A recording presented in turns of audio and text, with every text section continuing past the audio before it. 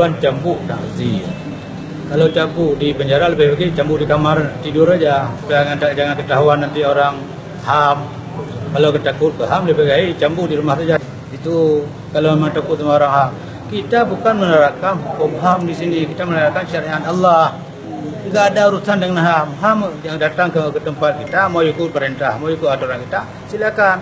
Kalau nggak mau ikut aturan kita di sini, keluar, jangan masuk ke Aceh. Kita nggak ada urusan dengan HAM itu. Sudah ada keputusan, tujuannya untuk takzir. Ternyata kalau dicambuk di penjara misalnya, itu nggak ada maknanya. Jangan takutlah dengan orang kafir, takut kita dengan Allah. Itu baru orang beriman. Kalau masih takut pada orang kafir tidak takut dengan Allah, itu munafik namanya. Artinya kita di Aceh Besar tetap akan melakukan. Oh tetap, kita di luar.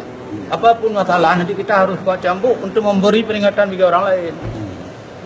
Jangan takut ke HAM, takut ini. Yang kita takut ittaqullah, enggak ada ittaqul HAM. Ya, Ada. Secara aturan agama memang secara di panggung terbuka ya, Pak? Ya harus takzir.